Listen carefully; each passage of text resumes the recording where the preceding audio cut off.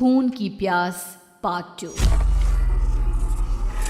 और उसके बाद वो जंगल एक बार फिर से सुमन की चीखों से गूंज उठा। लेकिन आज की रात सुमन की चीखों को सुनने वाला वहां पर कोई भी नहीं था। अगर वहां पर कोई मौजूद था तो बस हरिया, जो कि अब एक भेड़िए में बदल चुका था। सुमन के बालों को पकड़कर घसीटते हुए वो जंगल के बीचों बीच एक जगह पर ले जा रहा था। अगली सुबह गांव में। अरे भाई, पता नहीं क्या बात है, अपने गांव का हरिया किसान और उसकी पत्नी सुमन दोनों गायब हैं। दोनों का कोई अता पता नहीं। अरे कैसी बातें कर रहे हो भाई, ये कब हुआ है? अरे पूरे गांव में खबर फैली पड़ी है। कल रात को दोनों खेत की तरफ जा रहे थे, लेकिन लौट कर आए ही नहीं। तो हो सकता है अपने खेत पर होंगे। पूरा गांव ढूंढ कर आया है भाई। जानते हो क्या मिला वहां पर? क्या हुआ भाई? क्या मिला? बताओ हमें क्या मिला? अरे हरिया की पत्नी सुमन के कपड़े पड़े हुए थे।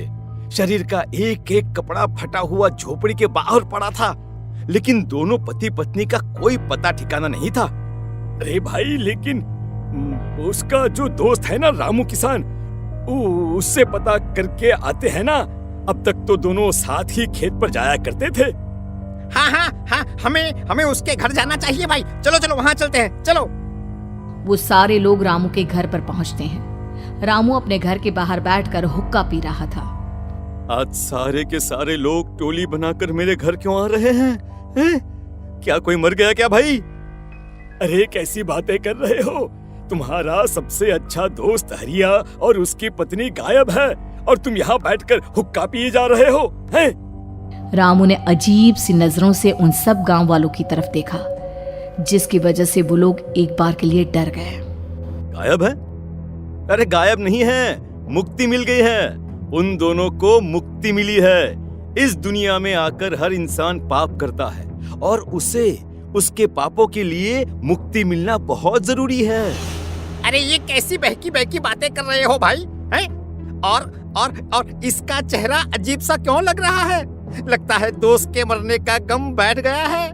पागल हो गया है शायद ये पागल। ये बात सुनते ही रामू चीख कर जोर से चिल्लाते हुए कहता है, पागल मैं नहीं हूँ, पागल तुम सब हो। और ये शैतानी जंगल अब तुम में से किसी को नहीं छोड़ने वाला, सबको खा जाएगा। याद रखना मेरी बात। शैतानी जंगल? कैसा शैतानी जंगल? लगता है रामू पागल हो चुका है। हमें यहाँ से चलना चाहिए भाई। चलो। तभी रामू की पत्नी बाहर आती है। नहीं, आप लोग इनकी बात का बुरा मत मानिए। 2 दिन पहले हरिया के साथ खेत पर गए थे। जब से वहाँ से आए हैं तब से ऐसी ही बातें कर रहे हैं। भगवान जाने ऐसा क्या देख लिया उन्होंने, खेत में कुछ भी बड़बड़ाते रहते हैं। लेकिन गांव के लोगों ने कमला की कोई बात नहीं सुनी और वो सब वहां से चले गए। रात अब धीरे धीरे ढलने लगी थी। तभी अचानक किसी ने धीमी सी आवाज में रामू को पुकारा। रामू, आ जाओ, मैं तुम्हारा इंतजार कर रहा हूँ। और सुनो, अपनी पत्नी को साथ लेकर आना, नहीं तो काम अधूरा रह जाएगा। ये आवाज सुनते ही रामू के चेहरे पर शैतानी मुस्कुराहट आ जाती है। वो धीमे कदमों से अपने घर के अंदर आता है। क्या हुआ? तबीयत ठीक है ना अब आपकी? मैं तुझे अपने साथ खेत पर ले जाने आया हूँ, चल। मैं तुम्हारे साथ कहीं नहीं जाने वाली। मुन्ना गहरी नींद में सो रहा है और उसे अकेला छोड़कर मैं तुम्हारे साथ खेत पर नहीं आ सकती। वैसे भी तुम्हारे उन खेतों में भगवान जाने कौन सा राक्षस घूम रहा है, मुझे तो डर लगता है। रामू गुस्से में दांत पीसता अपनी झोपड़ी से बाहर आ जाता है और कमला गहरी नींद में अपने बच्चे के साथ सो जाती है। तभी अचानक रात को रामू की झोपड़ी के ऊपर एक साया वही गाना गुनगुनाते हुए घूमने लगता है जो हरिया के मोबाइल में बजा करता था। मैं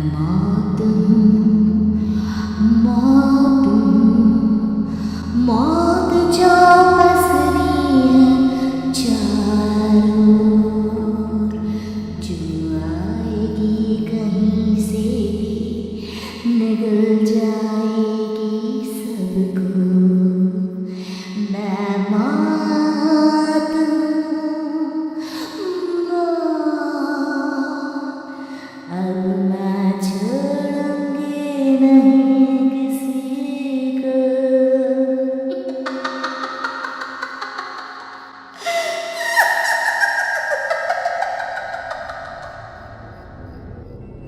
ये आवाज सुनकर रामू की पत्नी कमला की आंख खुलती है और वो देखती है कि उसका मुन्ना अपनी जगह से गायब था। कमला चीखते हुए बाहर दौड़ कर आती है। वहां पर उसने देखा कि रामू ने अपने बच्चे को झोपड़ी के बाहर एक पेड़ से उल्टा लटकाया हुआ था और उसका बच्चा चीख चीख कर रो रहा था। वहीं दूसरी तरफ एक साया बच्चे के ठीक नीचे आग जलाकर उसके चारों तरफ हैवानों की तरफ नाच रहा था। छोड़ दो मेरे बच्चे को। अरे क्या कर रहे हो तुम? शर्म नहीं आती तुम्हें?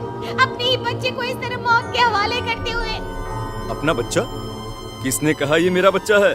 अरे ये तो उस रामू की औलाद है, इस गांव के किसान रामू की, और मेरी दुश्मनी इस गांव के हर इंसान के साथ है। क्या? कैसी बात कर रहे हो तुम? और ये औरत कौन है? ये मेरे बच्चे को खा जाएगी। तभी अचानक से उस साया ने एक बेहद खतरनाक दिखने वाली औरत का रूप ले लिया और उसकी आंखों से आग निकल रही थी। सही पहचाना तूने। मैं तेरे बच्चे को खा जाऊंगी। अगर तू अपनी इस हैवान पति रामू के साथ जंगल नहीं आई तो मैं तेरे बच्चे को खा जाऊंगी। लेकिन क्यों? आखिर क्या चाहती हो तुम मुझसे? मुझे जंगल क्यों ले जाना चाहती हो? औरत बुरी तरह से ठहाके मार मार कर जोर जोर से हंसने लगी और साथ में रामू भी। ये तो तुझे वहां चलने के बाद ही पता चलेगा ना। अगर तू नहीं आई तो थोड़ी देर में तेरा ये बच्चा आग में जलकर मर जाएगा। चल जल्दी। नहीं, मेरे बच्चे को छोड़ दो। तुम जहाँ कहोगे मैं तुम्हारे साथ चलने के लिए तैयार हूँ। और उसके बाद उस बच्चे को झोपड़ी में लिटाकर आगे आगे वो साया चल रहा था और उसके पीछे पीछे रामू अपनी पत्नी के बाल पकड़कर उसे घसीटते हुए जंगल की तरफ ले गया। जंगल में जाने के बाद, कितनी खूबसूरत हो तुम। आज की रात बस तुम और मैं एक दूसरे के साथ रहेंगे। मुझे तुमसे बहुत डर लग रहा है। तुम्हें क्या हो गया है? तुम तो बिल्कुल ठीक थे। वो होगा जो हमारे बीच होना चाहिए। तो आओ अपने आप को मेरे हवाले कर दो। कमला ने डर की वजह से अपनी दोनों आंखें कसकर बंद कर ली थी। रामू ने बुरी तरह से चीख कर कमला से कहा, आंखें खोलो अपनी और मेरी तरफ देखो। कमला ने जैसे ही अपनी आंखें खोली उसने देखा कि रामू एक खतरनाक खूनी हैवान में बदल चुका था। कौन हो तुम? जाने दो मुझे। क्या चाहते हो मुझसे? वही जो एक आदमी एक औरत से चाहता है। मैं तुम्हारा पति रामू नहीं बल्कि इस जंगल का एक भेड़िया हूँ और आज की रात तुम्हारे खून से अपनी प्यास बुझा जाऊं। और उसके बाद वो जंगल कमला की दर्दनाक चीखों से गूंज उठा। अगली सुबह कमला के कपड़े भी जंगल में उसी तरह पाए गए जैसे कि सुमन के पाए गए थे। इस घटना के बाद पूरे गांव में दहशत का माहौल था। अपने माँ बाप की मौत और गांव में हो रहे इस तरह की घटनाओं की खबर सुनकर किशन शहर से गांव लौट आया था। अपने माँ बाप की बेदर्द मौत की वजह से वो बहुत परेशान था। तभी अचानक उसे अपने घर में खाट के नीचे पड़ा हुआ वो मोबाइल फोन मिला जो उसने अपने पापा हरिया को गिफ्ट किया था। अरे कितने प्यार से पापा के लिए मोबाइल फोन लेकर आया था। इसे एक दिन भी काम में नहीं ले पाए। और आखिर कौन है जो गांव में इस तरह की हत्याएं कर रहा है? क्या है इन सब के पीछे? क्या है?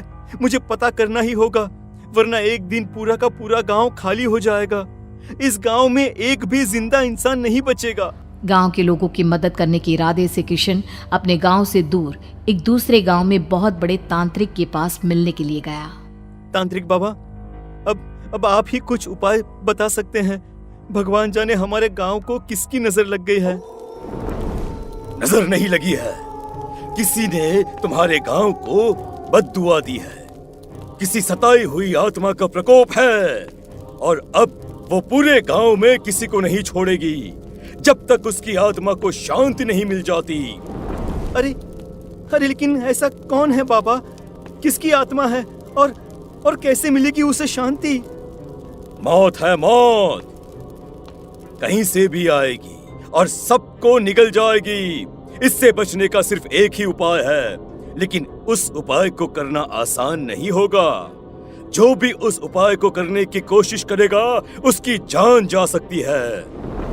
भले ही मेरी जान चली जाए, लेकिन मैं अपने गांव के लोगों की जान बचाने की पूरी कोशिश करूंगा बाबा। तो ठीक है फिर, अगली अमावस की रात जैसा मैं कहता हूँ वैसा ही करना। अमावस की रात तांत्रिक के बताए अनुसार किशन अपने साथ केरोसिन लेकर जंगल की तरफ चल पड़ा। उसके हाथ में देवी के मंदिर का सिंदूर भी था। किशन जंगल के बीचों बीच पहुंचा। ये देखकर उसकी आंखें फटी की फटी रह गई। वहां एक उबलते पानी का तालाब था और कई लोगों की लाश लटक रही थी। किशन की माँ बाप की लाश भी वहीं थी। माँ, बापू, क्या हो गया? ये क्या हो गया? तभी वहां पर एक औरत और आदमी आते हैं। उन्हें देखकर किशन चौंक जाता है। गोपाल काका, आपकी तो 5 साल पहले मौत हो गई थी। और निर्मला काकी, आप? मौत तो हो गई थी, लेकिन तुम ये नहीं जानते कि हमारी मौत कैसे हुई थी। क्या कहना चाहते हैं आप?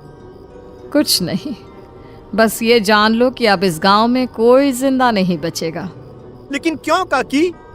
क्योंकि 5 साल पहले इन गांव वालों ने मुझे डायन बताकर पत्थर मार मार के मार डाला।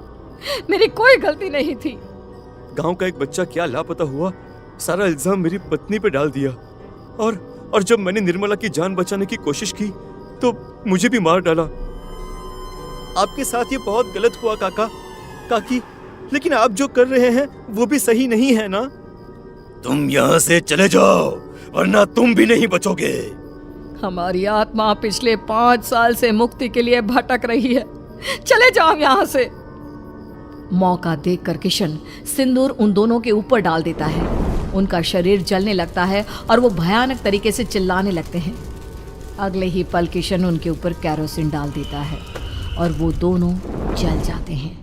किशन अपने माँ बाप और दूसरी लाशों का अंतिम संस्कार करवाता है और अपने घर लौट आता है, लेकिन वो अभी भी इस बात से अनजान है